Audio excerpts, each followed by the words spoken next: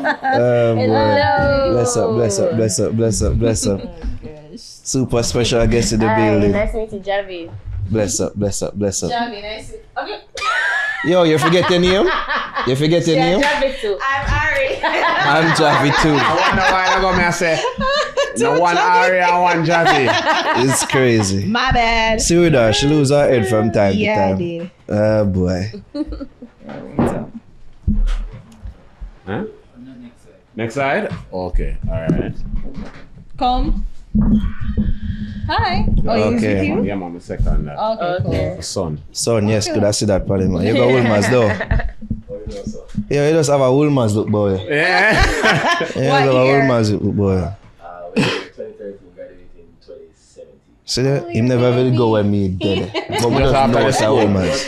Yeah, Give thanks, 2004. bro. Oh my god, I hate that. I even come here and I say no that day. You gotta go to Nari thing. I was mixing it up. I thought it was the other guy and I was like, yo, that guy can't get me on him show. Oh dear, oh don't do that. Come And then I on. had the younger people in my house explaining because even though I was watching it and like sometimes I'm in my studio and I hearing it in the background like them Right. watch it because them watch it very regularly. Oh, wait, So, who? We? Which one? I have 6 kids Yeah. across Okay. 4 generations, like from 23 go down. So Wow. when them come on a Sunday, them watching stuff, and I'm in the studio and I overhearing more time when I doing my work in my office. Right. And so like I never really get to see the face, but then I remember the face from Clubhouse days. Yeah. You remember when Yes, we were on You that remember, damn man, Clubhouse. the Yeah, we was- Clubhouse together, brother? Yes. And Shit, so now Clubhouse that was was the like- connection where I said, oh, I remember this guy. He's not that guy. Yeah. It's the guy I know from Clubhouse. Yeah. So that was, yeah. We were on Clubhouse during the Nation, pandemic you remember time. that little something there where Yes, we have, man, and we used to have some nice Some nice conversation. convos and things. Wow. So that was the reason why I said, all right, yeah, you know, because I thought it was the other guy.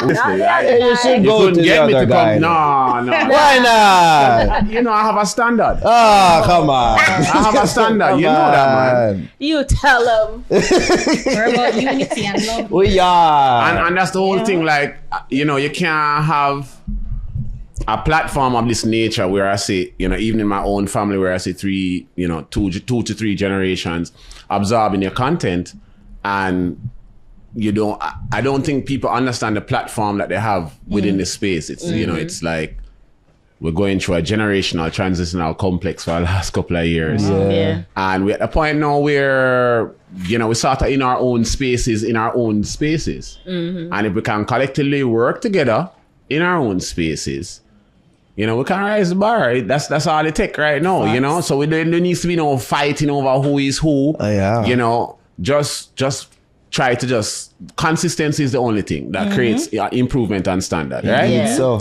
So at the end of the day, you are do your thing. I seen you grow because I had to do my research before I come on this, you know. You know, I had to go back and look at all the shows you did before. And gosh. which was the first one you watched? I think the first one I watched the other day was we had Anicia. Oh. The other Pambute? day, yeah, the girl from Guyana and the other thing, and I sat down and watched that, and Weird then I entry watched. point, but okay. Yeah, man. And then, no, because like I had to start from the most recent, you know, yeah, and I went yeah, back okay, and then makes I realized, boy, you did have Frankie.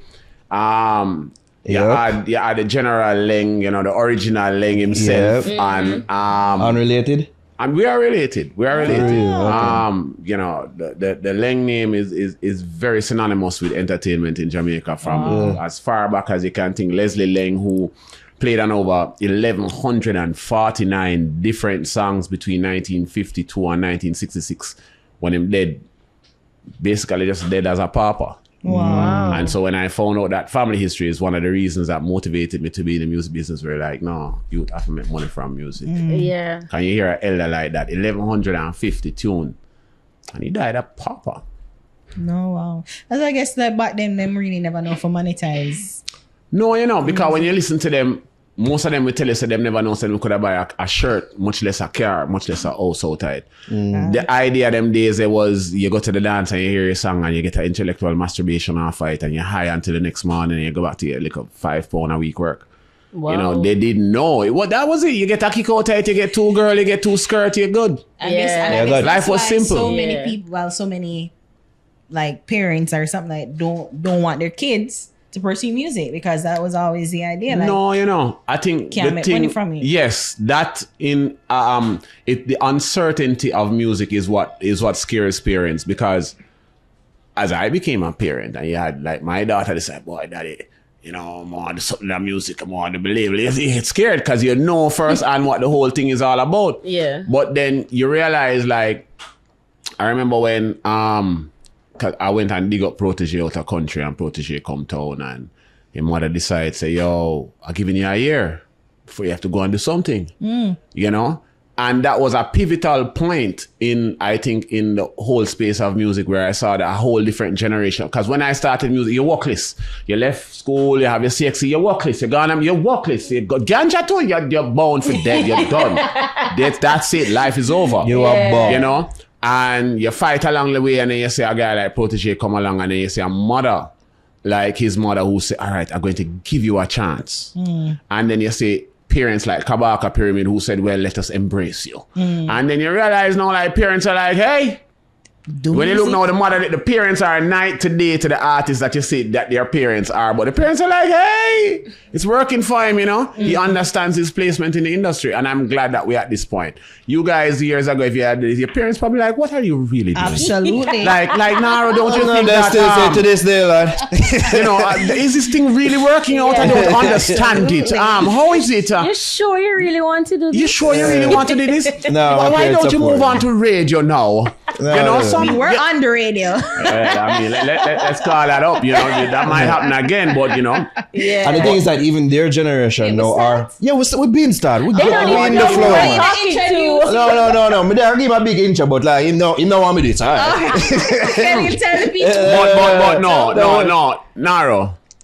Like, if you want to introduce, you can introduce. Yeah. But at the end of the day, I'm not going to say there needs to be no introduction. Yeah. But you know, so when we leave here, so the punch is going to be of a lot of substance. That's how And we that call the it. impact is what we all about. So do your introduction, man. All right, Do your thing, so man. top of night, someone can get introduced. All right. A seasoned music brand strategist with more than 20 years of experience in the music industry, he has honed his skills in developing artist repertoire and digital music brands through his data-driven approach. An esteemed research fellow at the Institute for Cultural Policy and Innovation, Laing has published multiple academic papers on music economics and reggae history, and is the host of the world's most popular, this is my favorite part, the most popular reggae podcast, Reggaeology. Or dancehall. You heard that? All right. Looking off reggae. All right. Yes. Ladies and gents, Mr. Lloyd Laing join us here for this episode. There we go. Intro out of the way. Off the way. Straight off LinkedIn.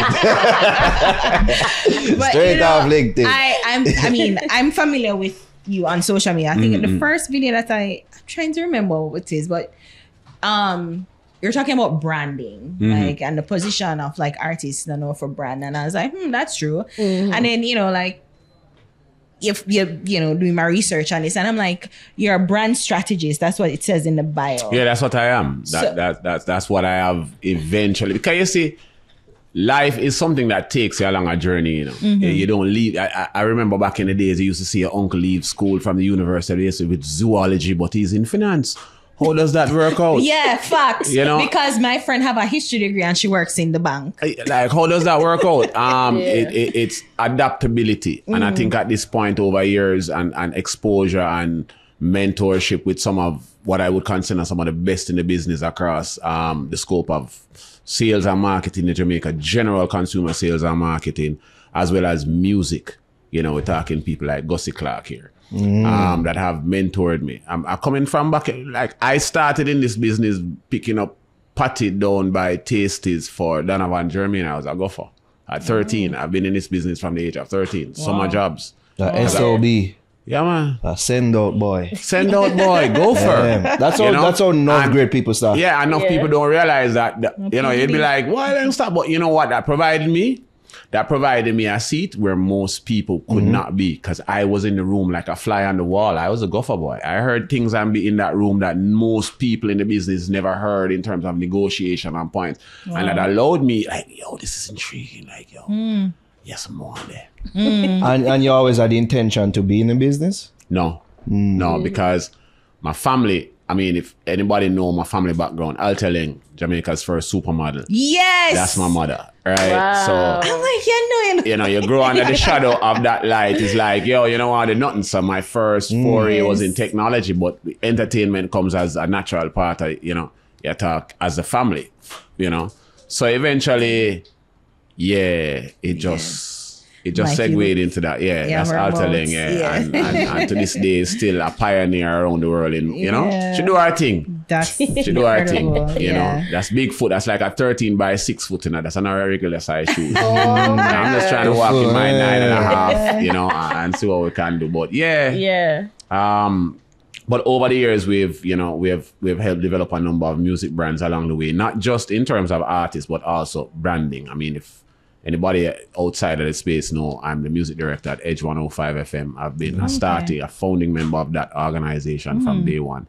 And we're still in a development process. I mean, I think it's one of the most challenging startups I've taken on so far. But I think it's one of the most satisfying because we understand what we're doing at that junction. because you started out just playing. From what I know, Edge originally was like, it felt like a Pandora playlist overseas. Like I mean, it playing- was the same. I mean, that's how we had also started Fire initially. Yeah. And that I mean, we have to understand, you know, the scope of everything has changed now, you know. The internet has decentralized what we would consider the thin lines between what Nara is doing and what radio is doing and what Spotify is doing and what Pod Pocket or Pocket Pod or any of these podcasts.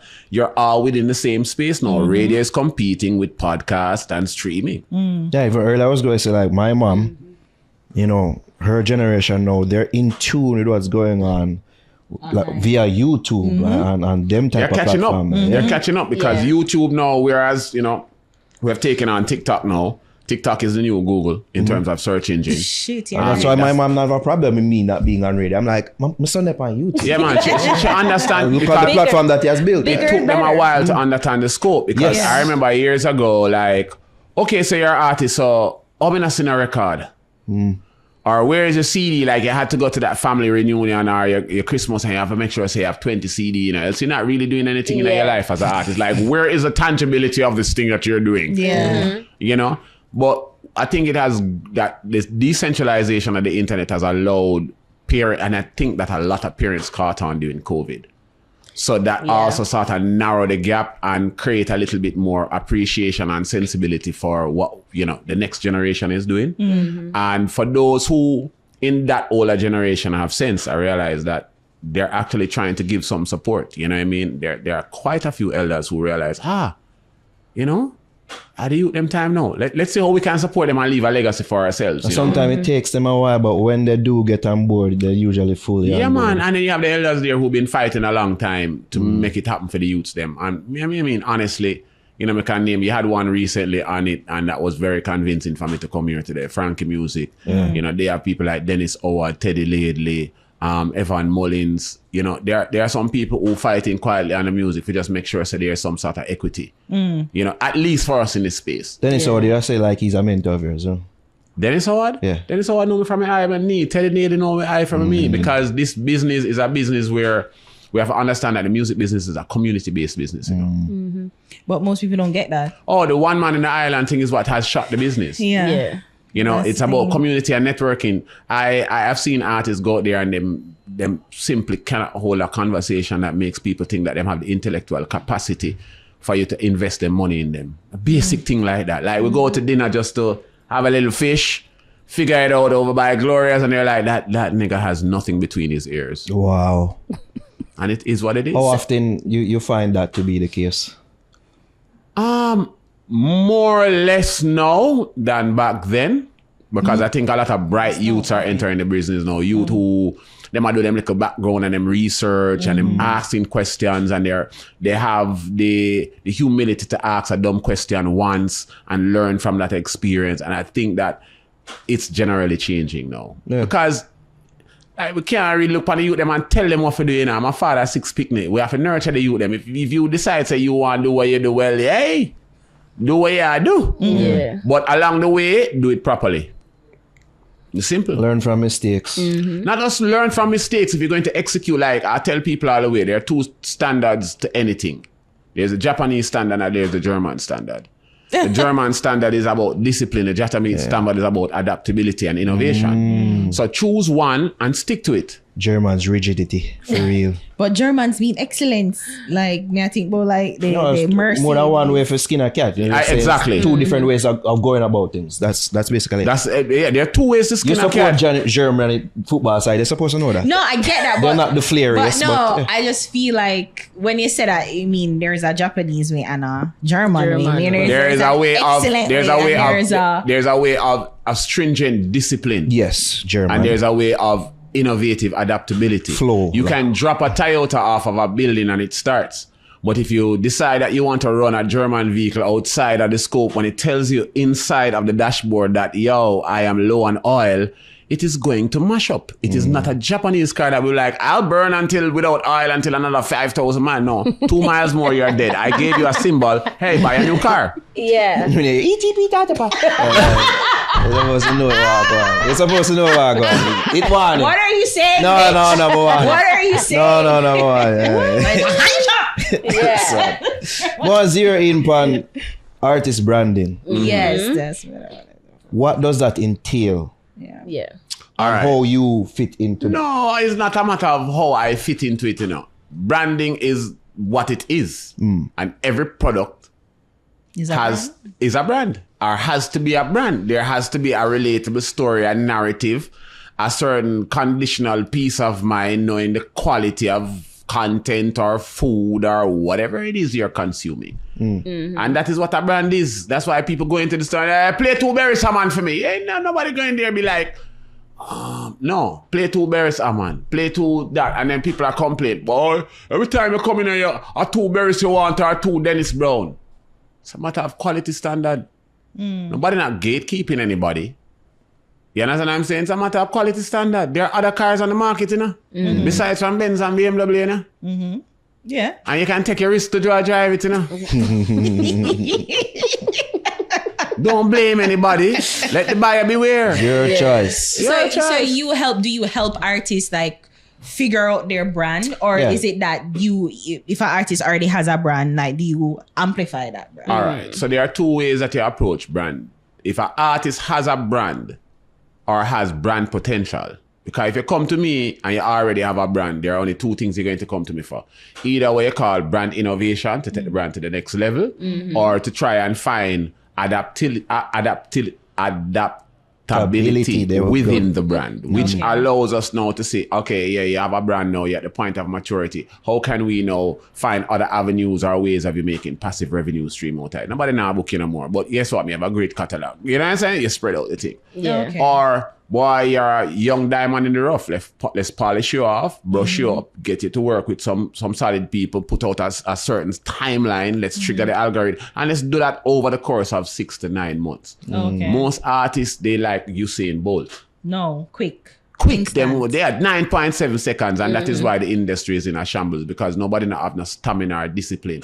And they don't know how many long runs Bolt do in a daytime. 5-6 mile runs a daytime to achieve 9.59 or whatever I'm running, you know? Them just like what them see at the front. They're like the Olympics glory. And that is why, and that's why we have a whole confusion with marketing is. You come to people and it's like, yo, Ramon, you boss me like how you boss elephant, man, you know?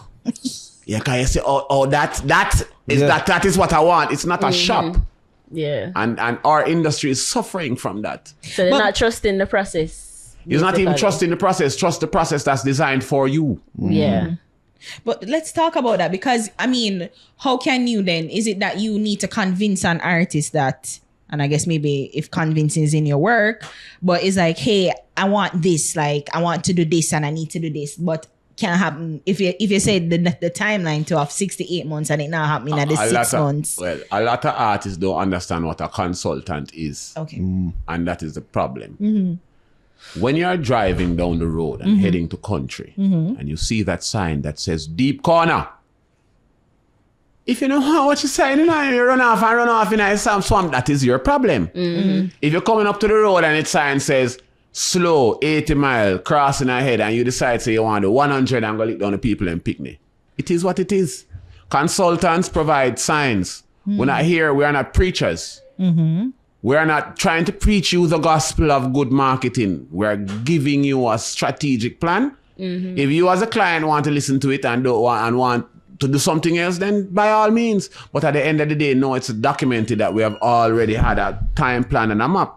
So you can come back after you try something different now and be like, hey, I tried my own stuff, it didn't work. Let's work with your plan. That window of opportunity is closed. So that has happened. I wanted to ask, you know, forget the names, but like only for artists. where people come to you and say like, hey, I want either the brand adaptability or innovation. Like, and how have you like transformed an artist? You're not forgetting names, but I just No, want to know, well, I mean, I can tell you that it's not even about transformation, but I can tell you that one of my greatest experiences that has been really a satisfying experience for me.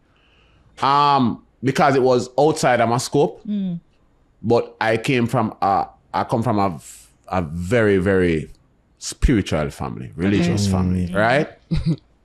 And so when Jeremy and Edwards decided that, you know, we wanted to work together. And it was a tumultuous period. I think both of us went through our 40 days, 40 nights. Because for him, it was a transitional period in his career. Yeah. And for me, it was something different. Like, me never deal with a gospel artist yet in my life. You know, I'm quite a colorful person with my words.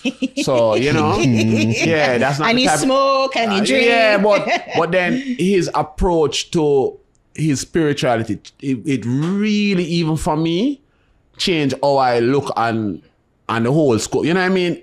Jermaine thing different. I don't know how to describe it to people. Jermaine's level of spirituality is, you know, might not see it in him, but if you have the conversation with him, it make you start reconsider your relationship with God. You know?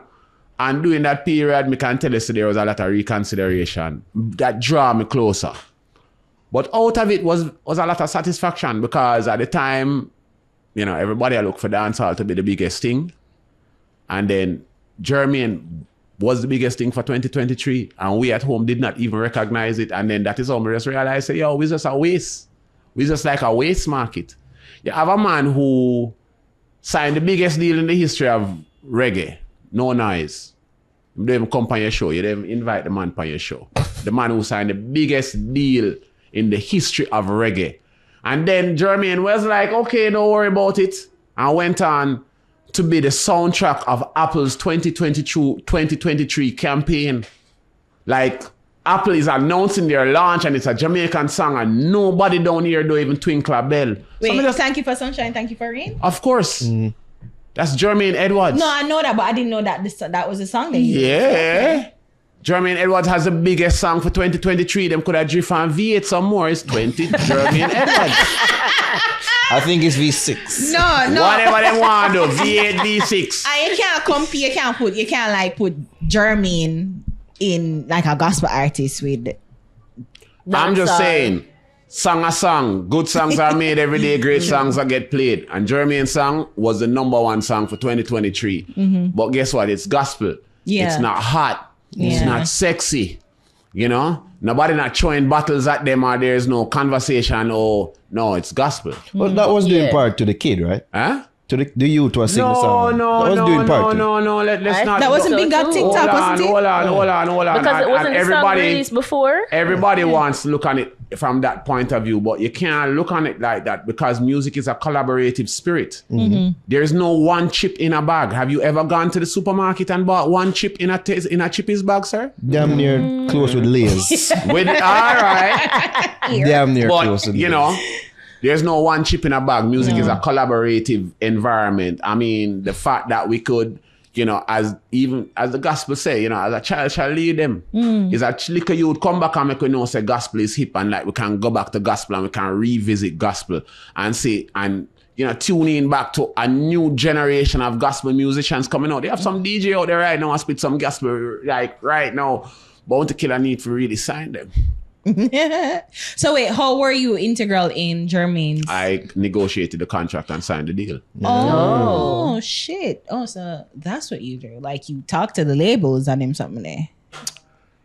Yeah. I thought that managers do that, but not. You ever hear about the plug?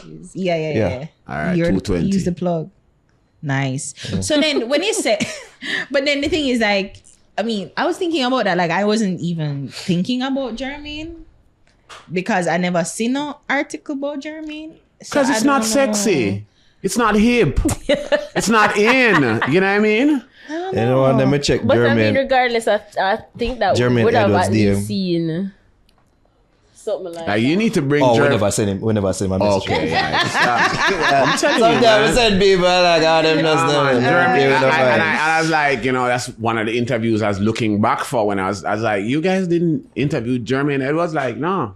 But you know, I was thinking we reach out to him like when we were on the radio. Probably. No, man, and we reach out, man. Because I think that Jermaine, and there's, I will leave the rest of the story for that, for Jermaine, because a beautiful story evolved behind that. Wonderful story. With you and him or just him? The story, because it's bigger, as I say, it's a collaborative thing. I won't, I will not be the one to take away from Jermaine coming here and telling the story. Because the beauty of how the story evolved and the people that were involved and how that one song and how many people that one song changed their lives and spaces that one song changed is a story that you have to get Jermaine to come and tell. So tomorrow, circle back to branding. Yeah. How many artists do you see themselves as a brand, as opposed to just a singular entity?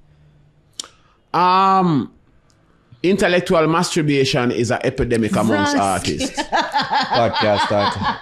Intellectual masturbation? Is a epidemic amongst local artists. Tell them more about it.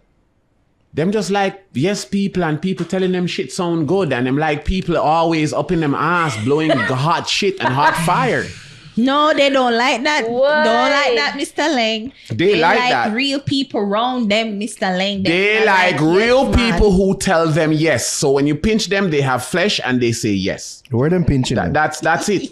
Yeah. Like that's the only way, you know, because we have a lot of zombies in the world that run around, you know, and they are there to suck energy, to suck people.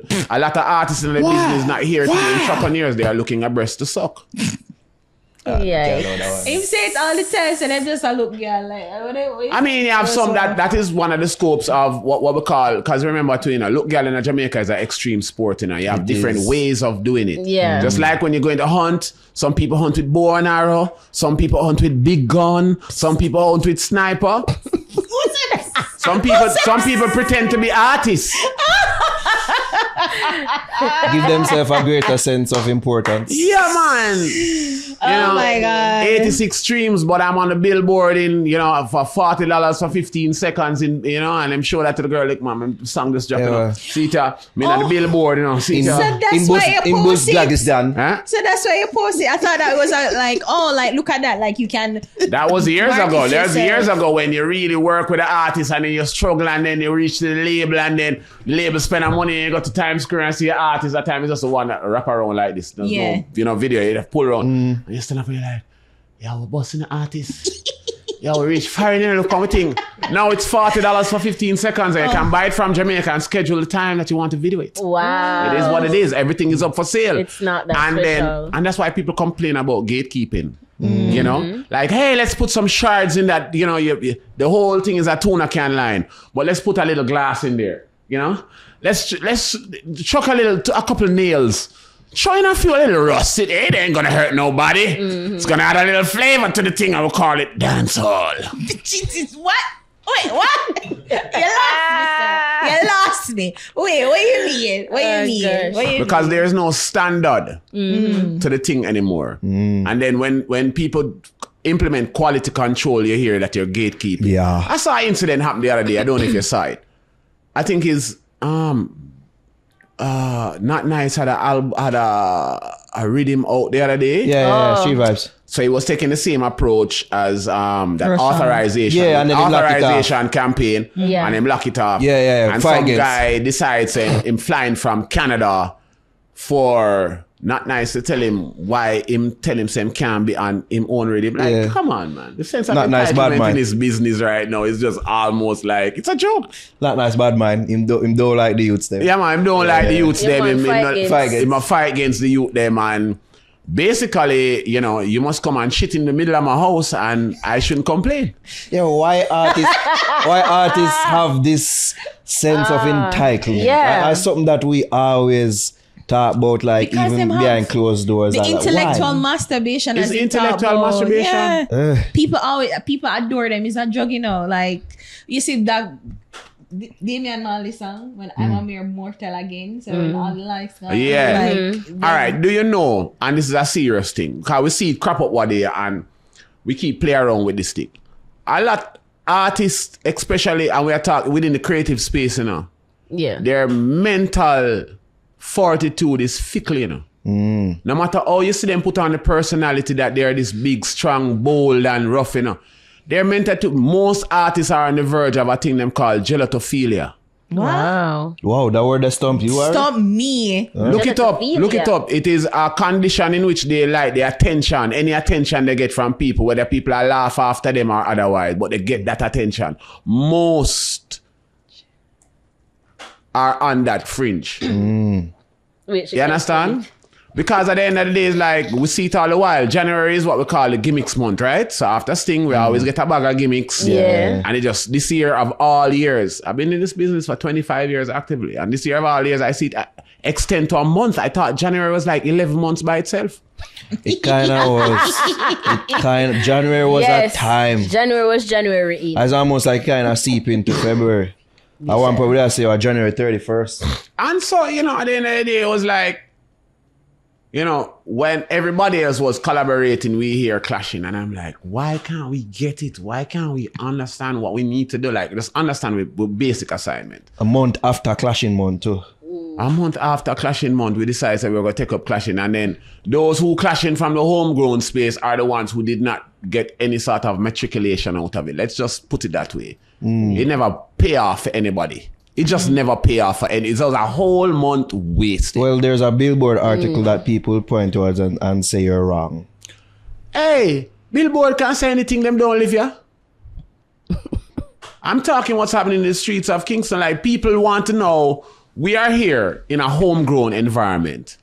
And we look for the resonance from people outside who don't walk the streets like us now. How does that make sense? Like, you're looking for a review from somebody who is 3,000 miles away and don't know what's happening in the core of the streets. But that's what we're taking to validate our own industry. But people use it. But people want to be validated by. Yeah, so you want to be validated by people who don't care about your music or who don't fuck with your music. That's what you want to be. You want to be validated. You want to be the whole world to know you. I want to be loved by the whole world. And you're broke. What's wrong with that? What's wrong with that? Why don't you want to be loved by a community that you control and you create? Rather than That being too. controlled by the world. Why don't you have 1,000 fans that are willing to spend $5 with your music every month? Come out to a live show somewhere around Kingston and 300 of them turn out and you know you can actually pay your rent in a proper apartment every month. Why you want Because 200,000 people to love you? Hold on, I'm going to tell you why. 200,000 people to love you when all you need is a fan equity of 60,000 people. Why? Fan equity. Okay. No, tell me why. Oh wait, why? Tell me this is why. where we answer now. Why we need fan equity of 60? Well, no, why people rather have 200,000 people that are not paying for their music rather than try to find 1,000 people that love them? Why? Oh, I was going to say no, because of intellectual masturbation. There we go. The answer is right there. They want the news to say I'm signed to a big major label. And then no, when them waste away at the label, no, oh That's shit. for the kids. That's See, for that's see When that. them see that, when them waste, say that, when them waste away at the label now, they want that news to go quiet. But they want the attention of big major label signing and all these things. That's what they want. And when that don't really, do nothing for them other than for say, I was signed at a major label. Can I ask why a lot of artists, Jamaican artists who are signed to major labels, especially in recent times, it don't really work out the way that it should work out? Because we as Jamaicans focus on being artists and not being music executives. So there's not enough of us in the space to actually matriculate the space. When a Jamaican artist is frustrated and looks on a Latin American A&R and say, bleep, bleep, blah, blah, blah, blah. The only thing that person is thinking is that you're going to take the pen that is beside the contract to stab them in their neck next. So So you're like, I'm scared. This guy came in and he was telling me all sorts of parts. You told me about my mother. You know, I'm scared. I feel like I'm going to be stabbed in my neck. It was so scary. But you have a Jamaican executive who understands the frustration of the artist and tell him back some colorful Jamaican choice words, and then we all take a sigh and start working it out again. Because we know how Jamaicans come in, me go tell you 2BBBC. We get over that. All right, boy. All right. Ball game again. And ball game again. Sunday ball. Okay. But you don't, a lot of people, we are very intense. For a slicker country, we are intense enough. No, We are. facts. Let me tell you Very something. aggressive. We have no. It's not about aggressive, and I yeah. won't take it. I won't say we're intense. When you look at the influence of a very small country as us, we had to be intense, Bold, even. bold, Yeah. intent. That boldness comes out. It's like it just a build up till it. You ever see when balloon and sweat? That's Yeah. Jamaica. And it Well, appears as aggressive. and it appears To the as outside. aggressive to other people because guess what? You have never seen that in your life. I mean, I'm driving and I'm taxing and I tell me for something, mother, and I feel fault. So, I mean, Like That's aggression. I come into Kingston today and I'm looking and I'm right at the corner there. So me just say, mom's decides, say, yo, she gonna beat that RAV4. And the RAV4, like, I'm sitting there with my son driving and my son's like, yo, dad, you did say I'm lying in the passenger, like, yeah, I saw that. Yeah, I saw that. Right, just like 10 minutes into Kingston, 3 car right off. Right as well. Right to the traffic light, right as well. That's crazy. Yeah. Crazy, man. Another Crazy. man. but I need you to expound more. Why it don't work though? Because is it that but you said something key that No, they're not, there there's is no a lack of executive- relativity. Like we don't relate. There's two different sides to the thing, right? Jamaican artists, nobody understands Jamaican artists. There are not many A&Rs that understand Jamaican artists. And for the few in the industry, within the cornered space that they prefer to be one-eyed gods and take advantage of artists. For those that come into the space and recognize that as a disadvantage, they have provided artists some sort of leverage that we've never seen in the business. And I will make mention to my brethren Adam Grass from Ineffable Music, who Big was up, Adam. with you here as well. You know, they're trying as much as they can to see how much they can help to catalyze and fertilize and nurture the homegrown industry. It's not easy. It hasn't been easy for them. I can tell you that much. But for what progress they have made so far, I must say it's impressive. So is it that? So I mean, and I want to break that down even further. So they don't understand them. So is it that they don't understand them personally? Because I've heard that Jamaican artists unprofessional, like them Yes. late, them not show up. The most ungrateful person you can meet in the business of music is anywhere in the space is a Jamaican artist. Wow. Oh gosh. Don't say that. I said it. He just said it. The No, most take it back. ungrateful. No, I'm not going to take it back because it is what it is. You have, and then the 1% that you see succeed is the ones that understand gratitude. And I'm just being straight off of the board. So it's so like they're the overseas market, right? Them say that them unprofessional. But if they're not unprofessional, is it that the music that they're creating, they're not creating for them the audience that them supposed to be creating it for, not connecting to it? So that A&R is was really supposed to also help you carve out a musical soundscape for yourself. And if they don't understand where you're coming from, they can't help you to upgrade it. It's basically like that. So, you know, I understand you as, just for argument's sake, Valiant, and I understand where you're coming from. But then, now that I'm here, I know as an artist, as an A&R, and how we're going to take it to the next level. So we're going to carve it out, we're going to try to upgrade it some, we're going to try to refine it, do some big collaborations, see if we can do some cross-marketing with some artists that also almost in the same space as you regionally. You know, we're looking West Africa, we're looking places like South Africa, we're looking mid-Europe, and also, you know, because we're trying to stay away from that East Coast trap thing because it never really worked out for you, right? So you're trying a little bit different. And at the same time, for sort of push the needle on the soundscape, because we took on this trap soundscape, and when we took on the trap soundscape, we left out what we call the big beat dance hall, boop boop boop, boop. And so there is no soul to the music. Yeah. And people, when you come now, you're hearing all this, that's very rapper line. We're like, yo, so where's the boop, boop? Like you hold on to your chair and waiting on the book for drop and there's nothing there like, oh, okay, all right, it's good. It's never coming. It's never coming. Right? And then the market has gotten so accustomed to it that like when I'm here a rhythm like my bridging rhythm when read over there and bringing the back what I consider big beat dancehall, people are like, yo, this sound good. Everybody's back into big beat because nobody remember that, oh, there's a bass line, you know? Yeah. There's a bass line. But we've been saying it, but they say that we're haters. Oh, yeah. I mean, remember, you know, I mean, I mean, as I say, even for myself, there was a point, a period where I always give the youths them benefit of the doubt. You have to. You have to give the youths them benefit of the doubt. I didn't get it. I had to fight for it. So in a space now, I'm willing to give the youth them a benefit of the doubt, right?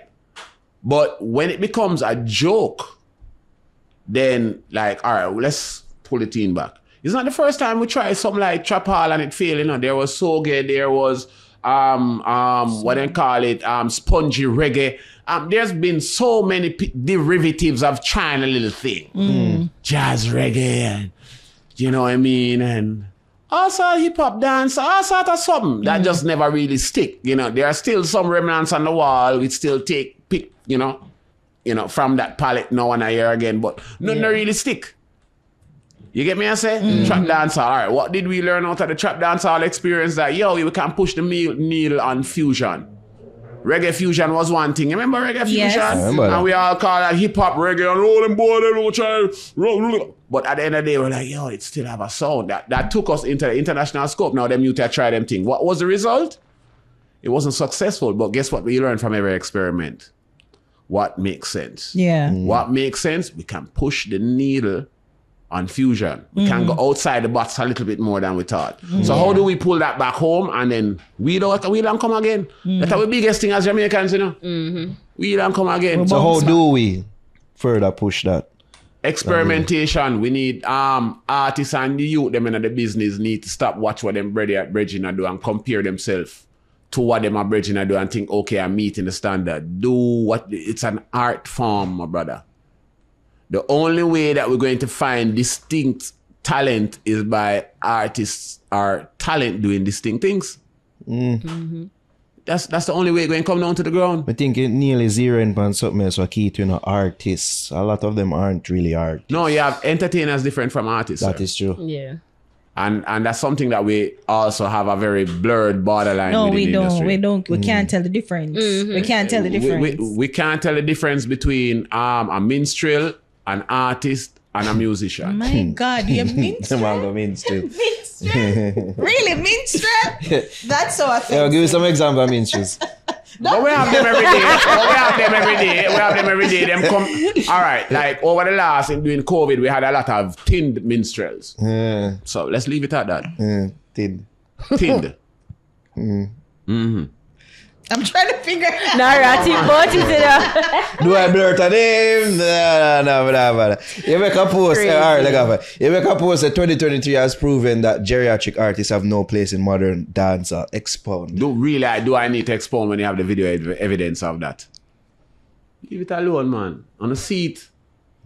Which video evidence? I mean, you have artists. Let me tell you something, you know. The art of being a creator is evolving, you know. The journey continues, you know. Consistency is the only change where you're having a change is the only consistency in being a creative. Let us just put it that way. So if you want to be the same artist you was at 25, at 52, and 55, and 65, a man who never dropped his pants when he was 25, trying to drop him pants when he's 55 is... Virgin.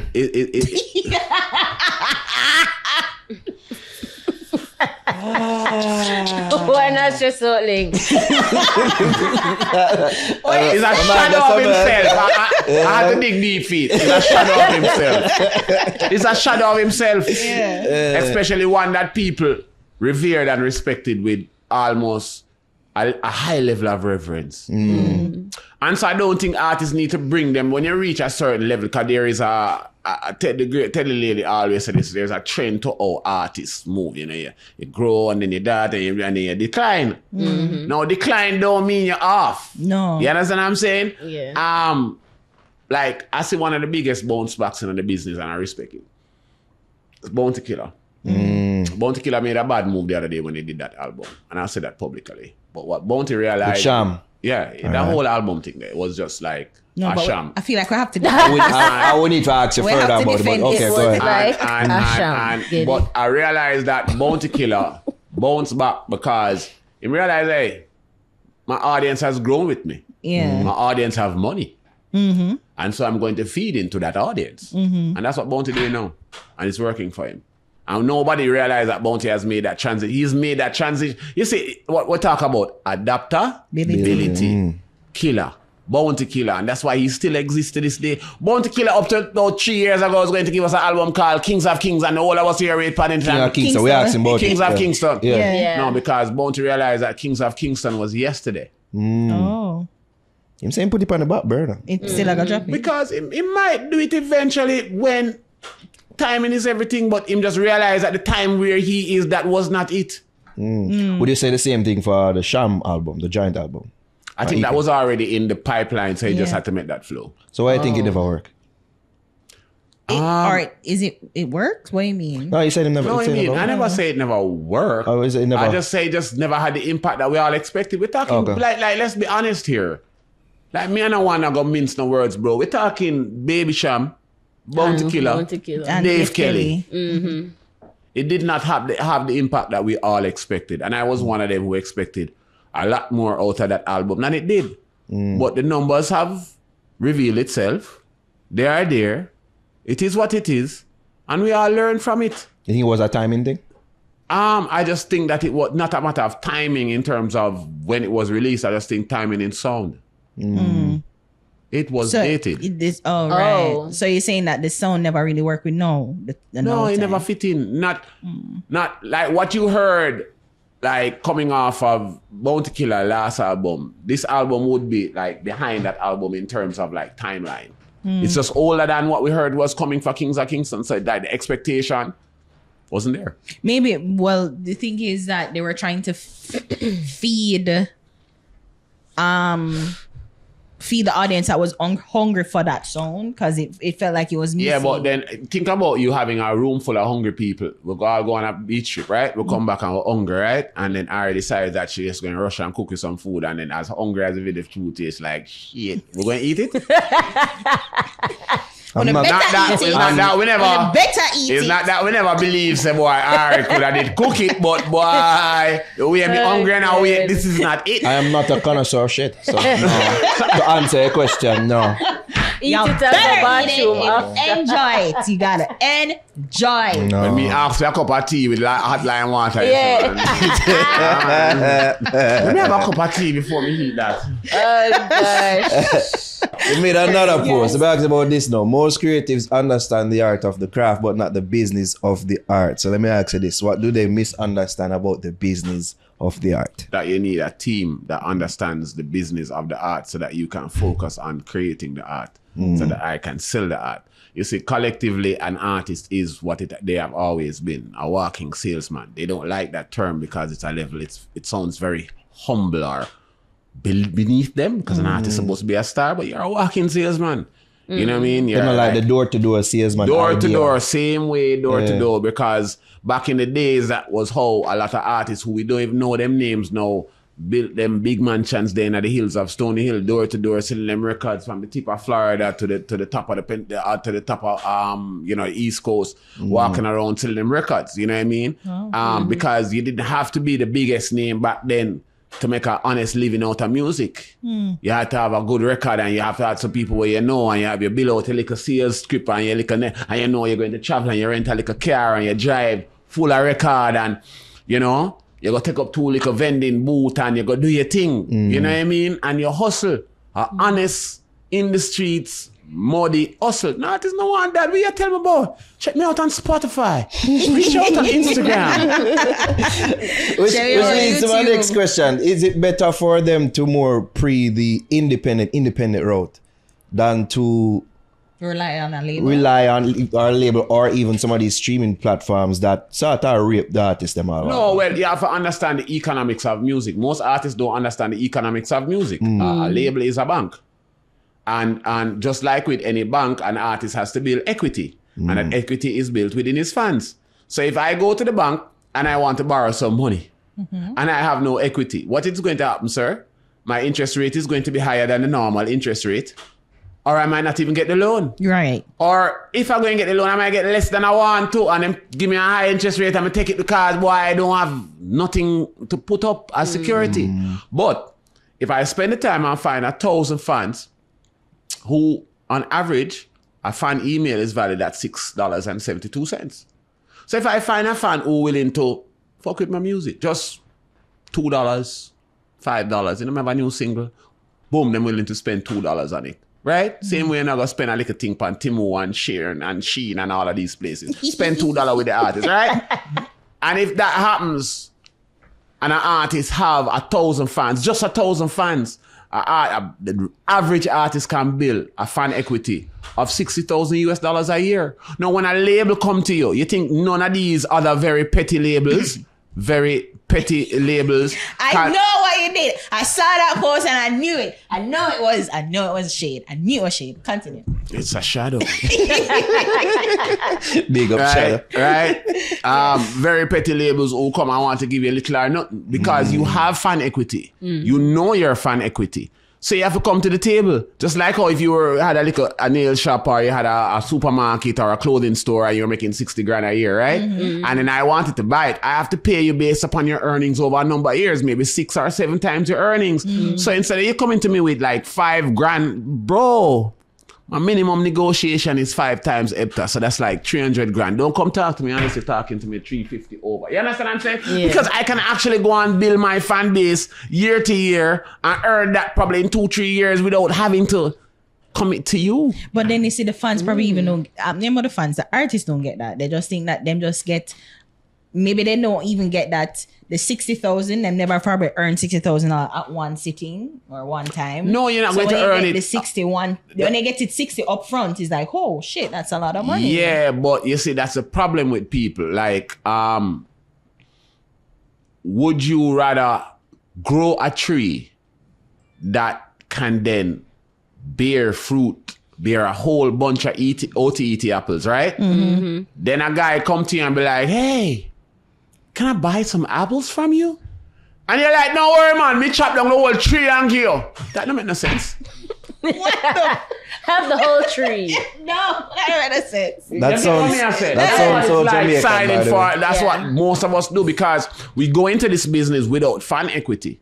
And then we get caught. Understand fan equity. Because it's that, listen, you go to the bank. The average bank in Jamaica with a birth certificate is you're guaranteed a loan from a bank in Jamaica for $825,000 because that's what you're worth based upon the bond of your birth certificate. A lie. A real thing you talk or hypothetical? Real talk. If you're working for 2 years in Jamaica and you go to a bank without a bank will give you and guarantee you $825,000 loan based upon your birth certificate because that's what you're worth. Never know that. You're spilling gems. No, because what happened is that we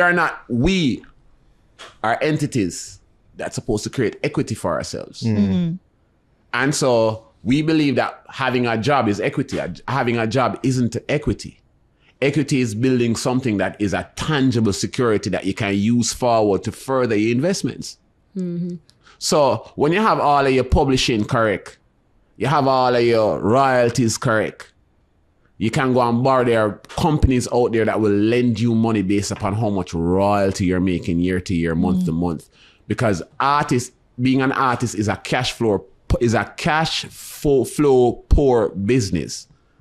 Especially when you're starting out because you're relying on the Spotify and all these royalties to filter them. But you still have bills to pay between the 1st and the 30th. The difference between then and now is that a man could have still go do a record, print up some record and go sell a record. Print up some CD and go sell a CD. What these artists have, they have nothing to sell. There is nothing for them to sell. Like non-tangible. Nothing tangible. And if you cannot build, like with any brand, if you cannot build real world fan base or real world consumer equity, you don't really have any sort of leverage in the business. With that being said, I want you to explain to the people them out there how the artists are being gamed by Spotify and other PSPs. Well, I mean, it's not a matter about being gamed. It's a matter how the artists we have over time allowed ourselves to be positioned. Because I think if collectively we were a lot more vocal about it, you know, there are certain things that in our artist business you have to do because it shows that you're an artist. Yeah. And so everybody playing that because you remember, you know, all right. Entertainment is a game about perspective versus perception, you know. True. Wow. Perspective versus perception. That is, you have to explain that. So, you know, Chronic Law is a perfect example. You know, boy, Chronic Law and him tune them and really. But then I decided to go and listen to Chronic Law music and I realized that this man has like totally created an entire almost a subgenre. Years later, it will be known as a subgenre by itself. Like, because Chronic Law is the creator of emo reggae, of emo dancehall. Emo dancehall. I mean, Rod Wave, he's the Rod Wave of Jamaica, but how many people know or understand that sort of reference? No. They don't. Because it's a very subgenre. It's a very very niche. Yeah. Everybody wants to be everything to everybody on earth. Yeah. You understand? Don't be a Ramesh Kitchen. Find your focus. Make it happen for yourself. Focus on making it good. And then KFC started with original alone, you know. Yeah. The best chicken. Yeah. Burger King started with a grilled burger, you know, before they added all these things, you know. For them diversify. You understand what I'm saying? Yeah. So we have to understand that you have to have a core product first. You cannot be everything to everybody. So once you find that, so that's why you even talk about fan equity. So that's how you break it down to. So the fan equity, the niche, the Chronic Law knows say him can count on at least 1,000 people who can buy music and will buy music. Exactly. Niche, so you focus on that. And focus on the niche. Yeah. And then now, once you have that niche, you try to create experiences now that people are going to interact with. You understand what I'm saying? Let me tell you something. There are 330,000 Amazon accounts in Jamaica, you know. Wow. That means that, let's just hypothetically, that's like 200,000 credit cards or debit cards, right? Payment cards, right? For bring it into context. Yeah. There are 35,000 people in Jamaica that still buy music month to month. So don't make nobody believe, tell us nobody now buy music, right? Because there are two set of consumers. There's a 20%, which is your super fans. Right now that number is at 15% of your consumer base that purchase 80% of your music. The other is freebasers. They're just freebasers. What that mean?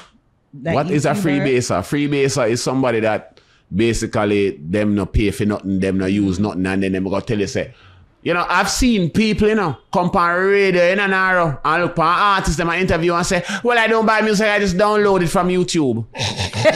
That's crazy. That's crazy. I So pay we have for my such Apple a Music. so we have such a disrespectful approach. Pay for my Apple Music. Such a disrespectful I got the whole approach. album on YouTube. Like people in Jamaica looking at a hard earning artist now and I go tell him say, yo, yeah, you know, but you're going to buy, you know, something on Timu for like $3 and then you're going to do an entire showcase on this little piece of dress or the piece of something. But what you can't say, yo, I just bought XYZ album right now, hear me, you know, whatever. But you know, no. Ari, Javi, we have something coming. Yeah. And they're going to change the scope of the industry for a lot of artists. Here in Jamaica locally. But Jamaica is a place of innovation. So it's coming. And I can tell you something. It's going to be adapted by the rest of the world. Because we're at a point in Jamaica right now, I think it's the best time to be in the music industry. You really think so? I really The think best? so. I think it's the best time. Why you say that?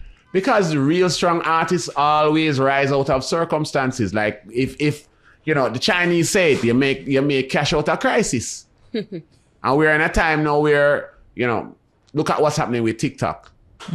Artists will go hold them head and say, yo, you're not signed to Universal, idiot. Universal don't give a fuck about you. Put up your music. Why is so rude? I'm just know some artists out there say, yo, girl, my music. I'm like, what the fuck? Even know nothing about one music. I don't know nothing about you, dog. Put up your music. Oh, shut up. Shut up, man. Don't put up your music. But, you know, you're so them banner every music from TikTok. From TikTok, you know, like that. They don't know you're not in that gap. You ain't signed with nobody. You're on a publishing deal. Just read, nada. Just read, man. Like, damn. No, you know, you're so them banner every music from TikTok. Man, them call you all 1 o'clock, you know. Yeah, Dog. panic. Dog, what me gonna do now? Music can't go on TikTok, you know. Dog, Universal don't give a fuck about you. But me check the place where me I distribute me things to go to Universal. Dog, who told you that? Because a whole explanation. So how I got trained now there? I'm pleased to go back to the studio, sir. Come off my phone. Nah, they haven't told artists that already. Come on, my phone. But no, somebody call him and said that to you. Yo, dog, you know, the whole thing mash up now. At 10 minutes past 2, dog. Me I turn down my studio now, you can't go, yo, you know, the whole thing mash up now. Now the thing get mashed up, you know. Yo, how I got trend the thing now there? Oh, we have a trending thing. I'm like, dog, nothing for you has been trending. Like, let's be straight about it. Ain't shit been trending for you. Why are you like this? They need more people like you, Lloyd. I swear, these artists need more people like you. No. They don't like people like me.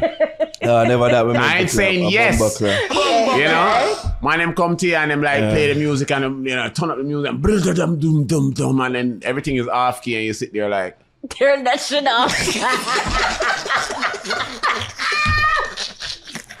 listen, because you have to understand some people have a narrative, you know. And then you must now play a role on stage now. Scene 2, jump out, Lloyd jumps out. Man. Oh, man, I ain't part of your opera, I ain't part of your pantomime, man. Yeah, well, that's why I wear the Morpheus shades, them, like, for hide some of my expression. Them, but, I ain't in that, bro. I ain't in that with nobody, bro. Blast the music. Like Q Lloyd, he comes out, stage 5. No, I ain't part of your narrative. Like, what the fuck is that? No. You're going to be calling me. Like, you call a brand specialist, right? Yeah. You can call a brand specialist like, yo, me done do the album cover, me have the music already in a dog, and me have the video already. You don't need me. You need a promotion person. Oh, okay. Because marketing means a whole spread. What you have done everything on your own. You need somebody like me a peer, you know? Yeah. Me and where we take you out there and push out the thing out there, get you, you know, on Star, you know what I mean? And make you feel like everybody else. You can buy up 100 Star and drop it around the area and make everybody say you're doing something with your life. You know, yeah, you know? As for me not promoting. You know, So I guess I get. I just realized so many artists get what you do confused because they think that you're a promoter. No, of I don't them, promote but you're people. really marketing, like marketing, A&R, branding. artist development, Right. brand development, and brand development means beyond. We're working with an artist right now that when we look at the scope of the music he's working on, which is outside of the regular traditional scope, we decided that we was going to build a comic around the entire musical and like a comic book, like a real graphic novel about a black space cowboy set in the near distant future. Something that has never been done. Different. Combining music with literature and making it readable that everybody can enjoy. Like, this is where we need to take the industry. Yeah. This is where we need to start doing these sort of different collaborative experiences. We're in the era of hypermedia, bro. But everybody still wants to do things one-dimensionally. But even if they're employing new media, it's still one-dimensional. Whereas, like, them get the trending, then buy the views, then buy the likes, then buy the It don't make no followers. sense no more. Because here what like, we realize that you're so thirsty. It's almost like a drug, you know. This is the same way that opioids took over America, you know. Boy, I have to trend. I need that Spotify 5,000. I need that 15,000 to feel like somebody. Lord, not even to cut in, and most of them use the trending thing as a part of them. Yeah, but you know what happened? Publishing, PR. Yeah, man, but you know what happened? Let me tell you the whole thing. Artist comes to me the other day. Yeah, you know, I have 250,000 followers on Spotify, you know, and on Instagram I have 100,000 and I'm late how much, and I said, so how much emails address you have? Crickets. Email. Yeah. How much email address you have? Collect data. Yeah. You don't have no fan equity if you can't reach out to your fans out to your directly. fan direct. You are a salesman, third-party salesman for Spotify. Hey, you know the wickedest thing? Artists come off our stage back in the days, right? Yeah. When we come off our stage. Boy, artists, I like your music, you know. Don't worry, man. Yeah, man. Here's a copy. All a CD. Don't worry, I'm going to send my boy go for a record in the car for you. You understand? Yeah. Yeah, man. I'm glad to say you really like the music. No, artist steps off stage. Yeah, man, you can get me on Instagram. Check me out on Spotify and Twitter. I'm also on Facebook at naro.com. You're a third-party salesman for a second-hand product. That's what you are. You're not an artist. Check me out on Spotify. Spotify give them email address for them 250 people. Instagram give them email address for that 10,000. No, man, I can get it anytime. Yeah, man, make one wrong statement and the man them say, yo, you know what? Lock you off. Lock you off. Yeah. Lock you off. And you're in your bedroom and cry like a Bitch. At least when that's a baby. That's Ari. That's Ari. Yeah, that's a baby. It was appropriate. No, man, at least because you have different. No, you have different levels of. Because you have different levels of bitch crying. You know? That's noble. A baby just spread out. Yes. That's it. Yo, you never want to say. Yo, I've seen Jamaican artists who we consider thugs cry tears like babies, and I'm like, really? Why? Cause them mentality fickle. Yeah. Very. You know, an artist make a mistake with me one time. Him at the cusp of busing. Right?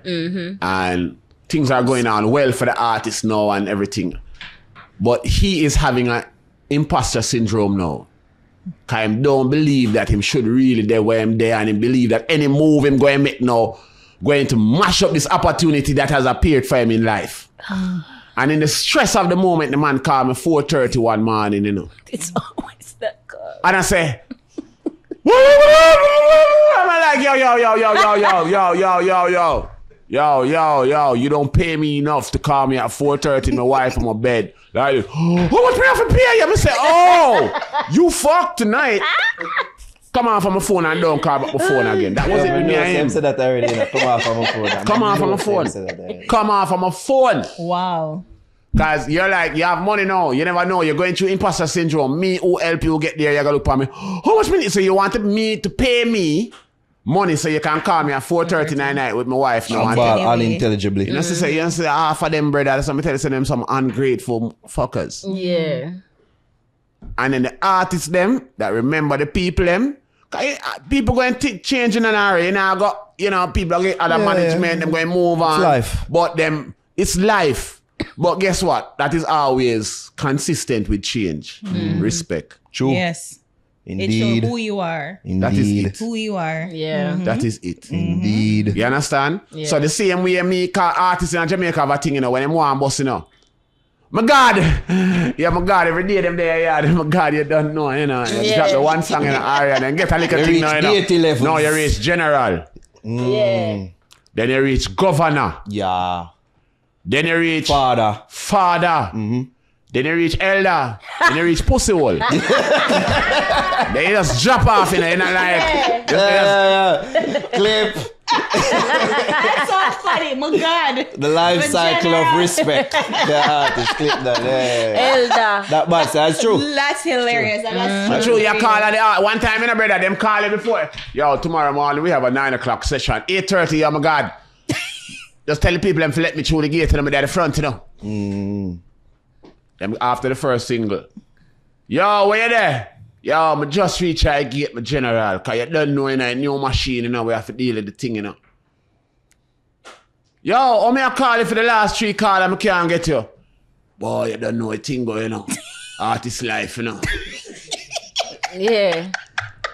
Yeah, how this a call me? This is now in Boston now, you know. Get little Grammy, little more. Yeah. Yeah, how this a call? How are you?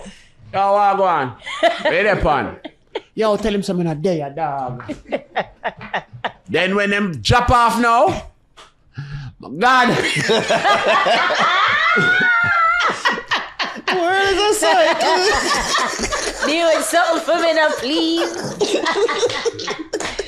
Oh, you God, said, you know, so I learn everything where you tell me so I real pussy out there in the way and wicked people let me know the body energy, you know, dog. I'm gonna meditate in the hills, you know, God. I'm find up the space in the way I say, no, my God. I'm ready. Always meditate. I'm ready now, I'm ready. I'm come back now, I'm find myself. You've reached Dog, I the did voicemail not- box off. That for reach them. All the while. Sometimes you have to let go your phone and just make the phone just last. them not stop calling you. Them not stop calling you. And then you see, if you're not the type of person that people can buy in the business, they don't like you. You know? One man come. Oh, trust me, we know that. Yeah, man.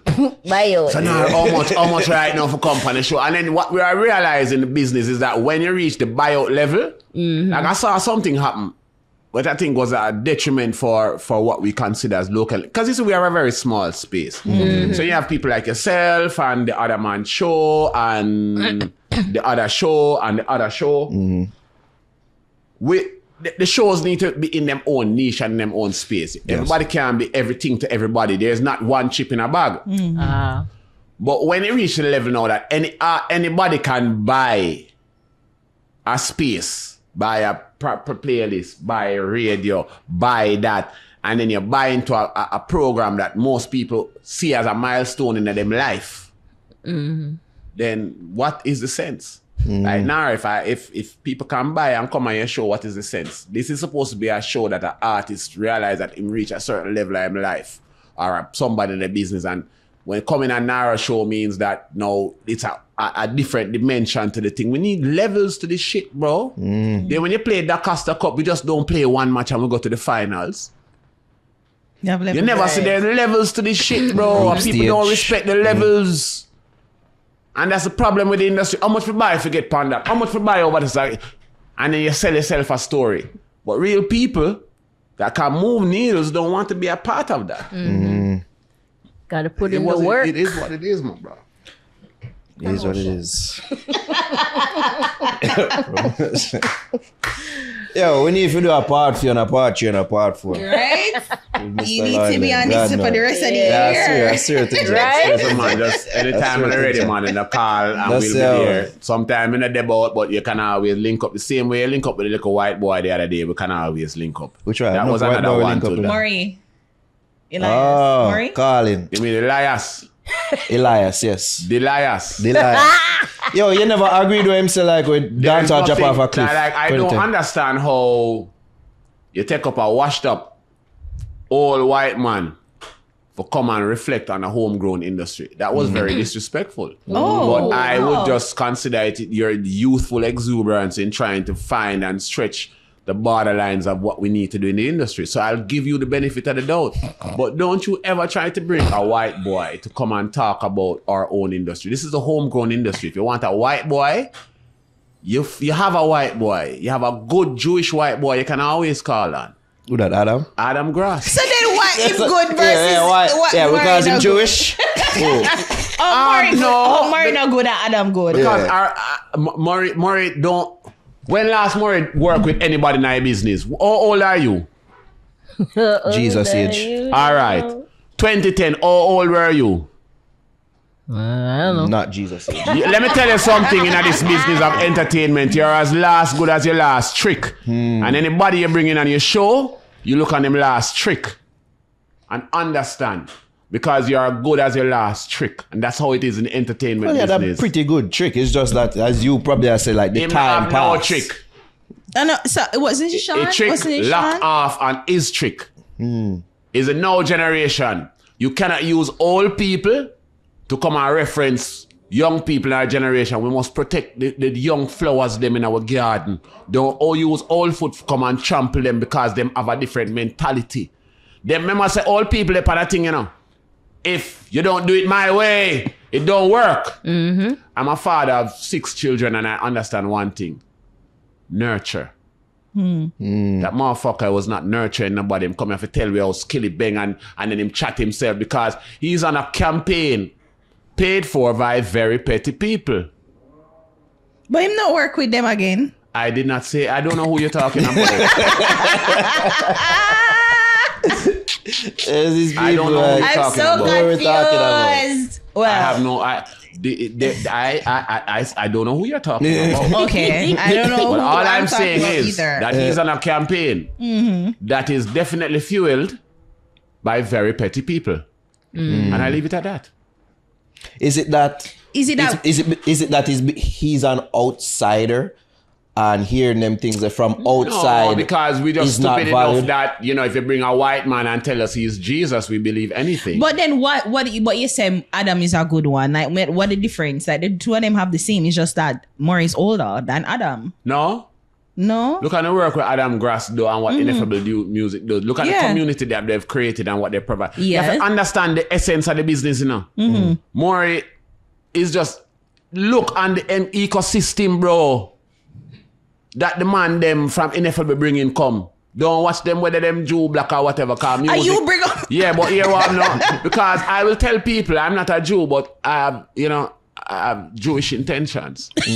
Tendencies. Tendencies. It means that I'm very, when it even like come to budget and working with artists and then sort of something. I'm not the stereotypical person to come and tell me like after I've done a song that you need a video. Yeah. It's not gonna work. Because at $2,500 I can use it in other ways to help push the album. And it's just what it is. Did you watch the whole thing? Wasn't there anything that he said that, you know, you think provided some value towards it? No, because I unlike, you, see, you have to understand that the Jamaican music industry is the land of a one-eyed king, you know. And one-eyed gods roam very well. Now, I don't see very well, but Wait, for real? I don't know. I wear contacts. Oh. Okay. But at the end of the day, you know, I see a lot of things people don't necessarily get to be privy to. And not a lot of people really like that. But at the end of the day, it is what it is. And so because of a lot of statements, even though I know that a lot of things that were said were really out of place. You know, I won't say that they're not factual. I say they're out of place. Yeah. Okay. And you know, if you know, I'm the type of person. Data, research, facts. I'm not an opinionated person. I'd never try to. My opinion doesn't matter. My opinion doesn't matter. What matters is for me is this perspective of who I'm dealing with. So if I understand your perspective, me understand the perception you try to sell to people. And if it's not truthful, I don't want to be a part of it. Shall I reveal some of the conversation that we had with someone, I won't say their name, that said that it was self-serving. The interview. Yeah, man. And his perspective was self-serving. Well, I mean, and it's beyond us, because we don't know about no politics or something No, beyond no, that. no, no. So even after me, I'm like, but I know you probably got a lot of flack, and we don't have to discuss it on here. Because I know say you get some calls. I mean, no son you get some calls on that interview. But one of the Mostly things good, that Mostly good though. Mostly good. But you know, a lot of people will say good, you know, because they don't mean the industry good, you know, because what they want is the industry to stay in the same position that same man is exemplifying. We're not worth anything. The artists don't last long and rare. But what's the real problem? I said it earlier in the interview. We don't have enough music executives in the business to help translate the artists then when they reach the mainstream. Yeah. Ineffable Music is one of those that is willing, if our government is even accepting, to create an institute of high-yielding music executives that we can place in the industry. But I mean, is that something that benefits us or benefits the elite or benefits the blind in the business? Who it benefit? But at the end of the day, as I say, you know, there is something that is unstoppable. And no matter how big or how wide them be, them cannot stop it. It's the generational, transitional complex. We are in the final phase of that. And nobody can stop that in a brother. They would have to kill everyone with them. They would have to blow up your show, kill me, kill she, kill you, kill everybody that in this industry who as young people in a generation trying collectively to move the industry to the next level. That's all we're trying to do, you know. Yeah. We don't need no leader. We don't need one man stringing us along. Now do the thing, right thing in a film corner. Then do the right thing in a film corner. That the man that do the right thing in a film corner. Collectively, we rise as a community.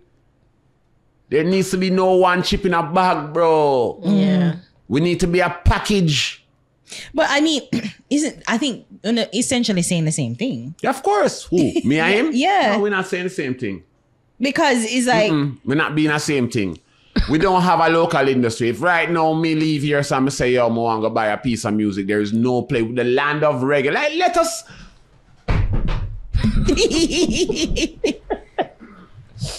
Serious. Stop romanticize reggae and dancehall. Expound. We have this romanticization of reggae and dancehall, and this it's sickening because everybody is so perfumed by it at this stage. We don't know what the real smell of the industry is. so is this a really great thing? We don't have a homegrown industry. We are the land of reggae. One Love concert, Bob Marley thing come out one day, and we don't have one place in Jamaica you can go buy a record. Let's talk about that for a fucking second. But we are the land of reggae. Capital of reggae, right? It's a good look at it, yeah. Yeah, man. Yeah, man. But the reality is, you cannot buy a reggae record in the land of reggae. Let's leave it at that, bro. Yeah, that's We have to rebuild our industry from the ground. We have to rebuild this place like how Nagasaki was built. And then a lot of time we look at the Japanese and we don't understand why the Japanese, because the Japanese see we as an experiment. Them see we as we can rebuild this thing from the scratch. I remember talking to a Japanese friend of mine. I said, where do you see reggae in 3,000 years? The man saying a museum in Japan. Bumbo. Yikes. That's crazy. And it's like it's not In far-fetched. Japan. Yeah. It is a reality because that is what they have taken themselves as, the preservers of culture and history. And if we Go don't wise downtown, up... man. Yeah. Go downtown in Kingston and tell me if you can see Lord Vader record from 1929 and let us see if we can go to a wall at walk. Where's our own walk of reggae, walk of fame? Right. No, bro. But America has its own thing. Or them and it's preserve them it. culture. We don't have we don't respect reggae. Remember say reggae never supposed to come up so fast, you know. It was a little side thing, you know, like the little poor people them have it's an informal industry, you know.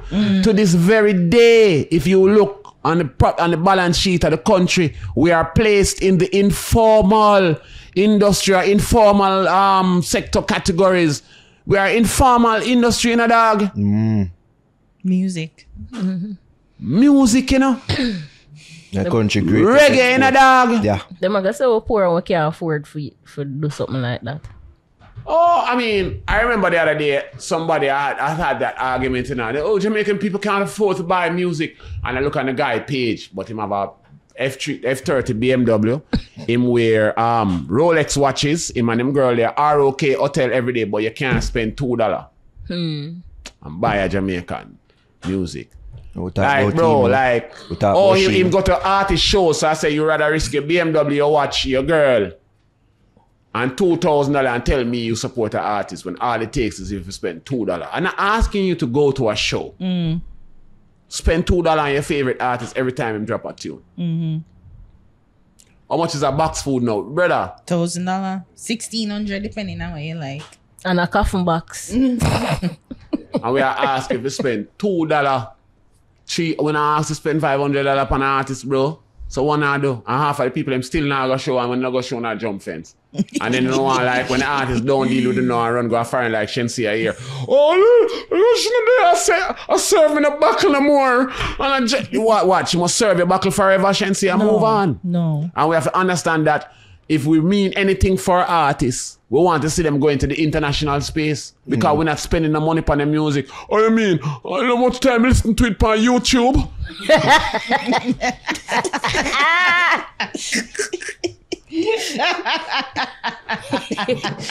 Yo, why not so like that is what call up later then?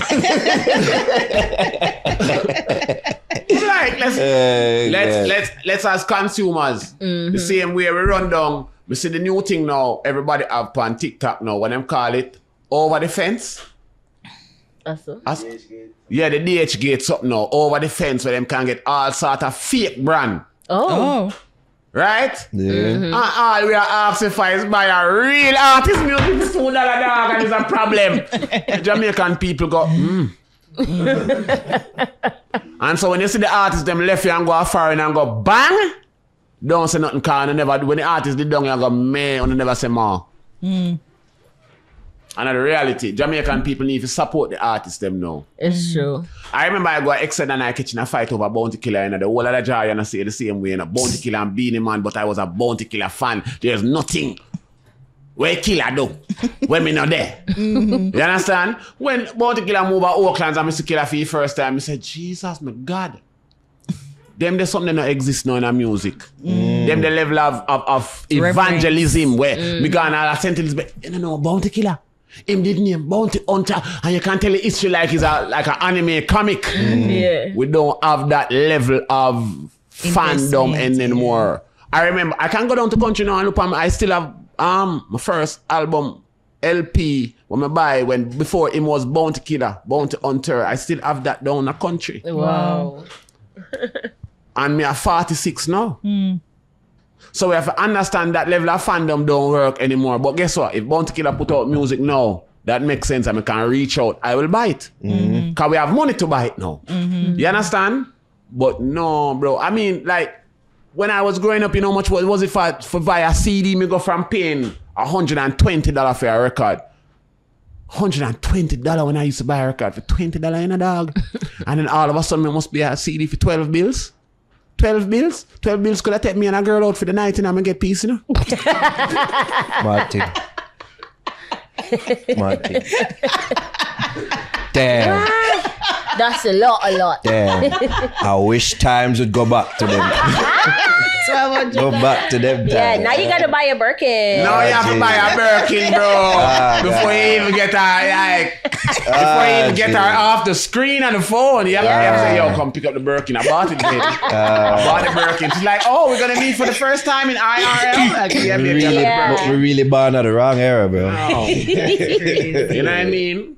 I mean, like, we have to get back to an artist themselves because a lot of artists, and you can't blame the young youth them. Them grow up in a era. A lot of the artists them grow up in an era of anti-socialism. Yes. So you don't talk as an artist, and I don't talk to fans. And the girl, can you not talk to me? And then, like, it reach a point where people are like... You're so silent and mysterious. You're an asshole. You're an asshole now. Yeah.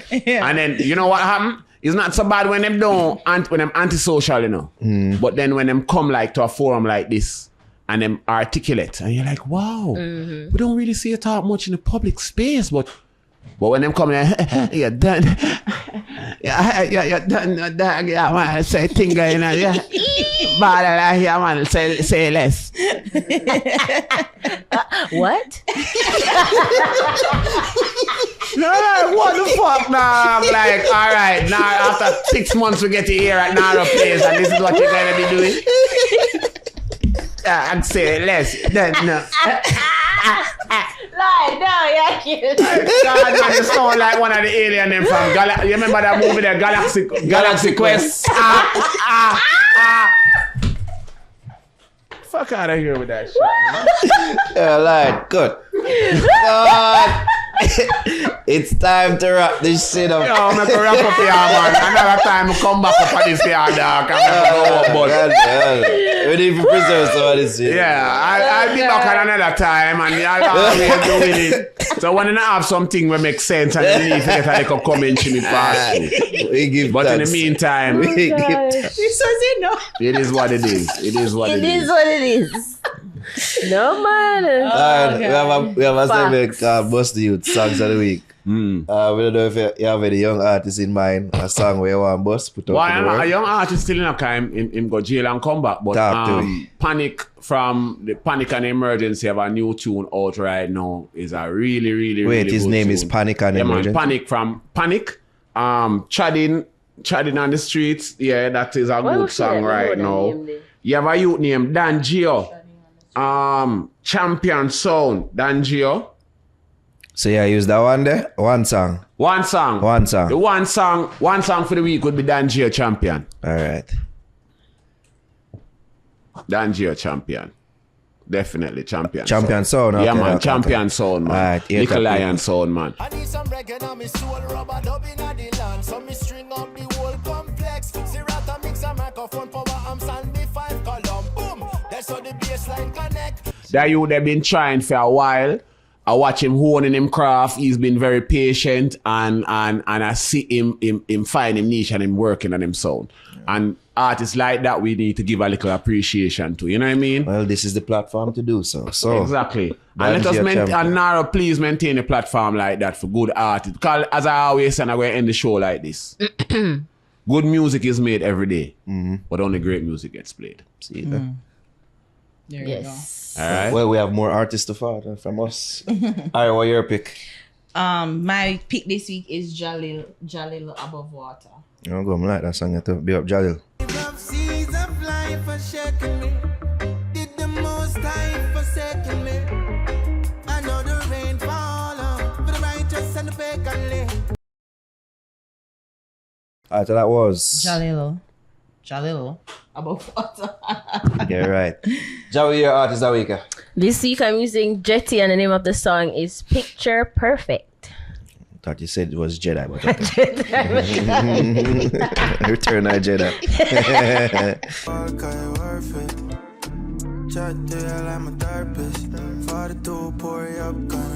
Alright, so that was Jetty, Picture Perfect. You see, I never remember call it wrong again. Who's your boss artist this week, I Naro? thank you for asking, Javi. Whatever. Guess what, boss? Break Free. Right, that song, yeah. Big up King Cam, shoot the video. Big up everybody who work on it. Hey, man. Guess what, boss? Break free. Break free from the shackles and chain them. Enemies them I give up, but we no blame them. Me shame them plus heathens and fake friend. Girl shan with the pavement, we no parent. And that was Guess What, Boss? Break Free. And that just about does it for Bust Youth Songs of the Week. People remember that all of these selections, Jervis not up in the week, yeah. So all of these 4 selections will be eligible for selection for Bust Youths Live at Janga's every last Wednesday of every month. Super Heavy Alright? Wednesdays. The pick will get the most vote. That person will be selected to perform live at Super Heavy Wednesdays at Janga's. Alright? So we have 2 artists who will win the 2 week them so far. In the month. Yeah, this will be the last artist who determine who will perform. Last week we determined 1 artist to perform on the last Wednesday of Super Heavy Wednesdays. So? There we Okay. go. I didn't mix that up? No. Okay. Clear, coherent. Just like our special guest, Mr. Lloyd Laing. We give Yes, thanks. good one. This was entertaining, informative, Yes, learn you know a what I lot. mean, enlightening and all these things. There we go. Mr. Lloyd Laing, where can the people follow you and all the great work that you do? Well, you know, Reggaeology, and if you really want to listen to some good music, you know, Edge 105 FM, and that's where it is for right now. We have a lot of projects we're working on, but you know what the thing is already? Laing is a little shadow in the dark. We just do what we have to do and we keep moving. You know, until then, the ghost who walks. There we go, people. Follow me, EDOT, NARO on the X and on the Instagrams. Ari, Follow me on Instagram at ARIHAMMOND. Javs. Follow me on Instagram and TikTok at Just Javs and subscribe to my YouTube channel, Just Javs. There we go. At the Fix JA across all social media platforms, you name it. Like us on Facebook, facebook.com/thefixja, and of course, subscribe to our YouTube channel, youtube.com/thefixja. Subscribe to our sister channel as well, Extra Fix. There we go. Pretty done. Next week for you.